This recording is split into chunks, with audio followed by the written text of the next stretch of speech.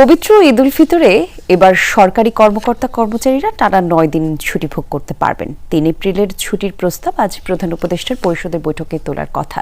চলতি বছর 2 ঈদে 5 দিন করে ছুটির ঘোষণা করেছে সরকার। ঈদের আগে পরে 5 দিন ছুটি ভোগ করতে পারবেন সরকারি চাকরিজীবীরা। চাঁদ দেখা সাপেক্ষে ঈদ উল ফিতর হতে পারে 31 মার্চ, আর সেই হিসেবে 29 মার্চ থেকে ছুটি শুরু। 26 মার্চ স্বাধীনতা দিবসের ছুটির পর শবে কদরের ছুটি, এরপর 2 দিন সাপ্তাহিক ছুটি। ফলে 26 মার্চ থেকে 2 এপ্রিল ঈদের ছুটি, এরপর 3 এপ্রিল বৃহস্পতিবার অফিস খোলা।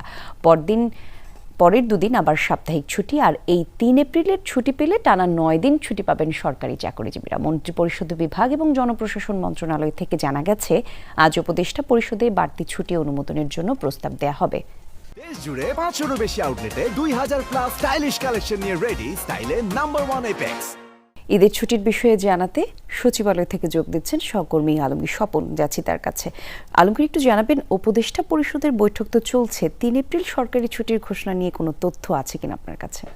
হ্যাঁ কলি, আপনি জানেন যে এবার ধারণা করা হচ্ছে যে 31 মার্চ আপনার পবিত্র ঈদ উল ফিতর, সেই সময়সূচি ধরেই আপনার জনপ্রশাসন মন্ত্রণালয় এবার এরই মধ্যে 28 মার্চ আপনার শুক্রবার সাপ্তাহিক ছুটি, সরকারি ছুটি ধরেই 2 এপ্রিল পর্যন্ত ছুটি ঘোষণা করেছে।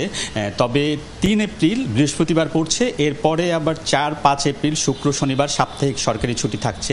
সেই জায়গা থেকেই আসলে 3 এপ্রিল যারা ঈদে বাড়ি যাবে তাদের ফেরার সুবিধার্থে, আপনার জানেন যে যানবাহনের সংকট থাকে, সুবিধার্থে জনপ্রশাসন মন্ত্রণালয় একটি প্রস্তাব দিয়েছে যাতে 3 এপ্রিল নির্বাহী আদেশে ছুটি দেয়া হয়। তো সেই প্রস্তাবটা আপনার আজকের যে উপদেষ্টা পরিষদের বৈঠক, সেই বৈঠকে উঠেছে। তো এখনও বৈঠকটি চলছে আমরা যতটুকু জেনেছি।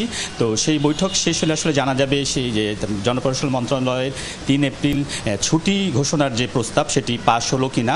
তো আমরা অপেক্ষা করছি যে, এবং উপদেষ্টা পরিষদের বৈঠক শেষে প্রেস উইং এ নিয়ে ব্রিফিং করবে, সেখান থেকে আসলে জানা যাবে চূড়ান্ত সিদ্ধান্ত 3 এপ্রিল ছুটি নির্বাহী আদেশে হচ্ছে কিনা। যদি 3 এপ্রিল ছুটি হয় তাহলে টানা 9 দিন কিন্তু আপনার যে এবার সরকারি ছুটি পাচ্ছে আপনার সরকারি কর্মকর্তা কর্মচারীরা। এবং এর আগে আপনার 26 মার্চ কিন্তু সরকারি ছুটি আছে, 27 মার্চ যদি বৃহস্পতিবার, তো দেখা গেল যে টানা 11 দিনও ছুটি হয়ে যেতে পারে। তো সব কিছু মিলিয়েই আমরা অপেক্ষা করছি যে আসলে উপদেষ্টা পরিষদের বৈঠকে 3 এপ্রিল নির্বাহী আদেশে ছুটি হচ্ছে কিনা। জি, ধন্যবাদ আপনাকে।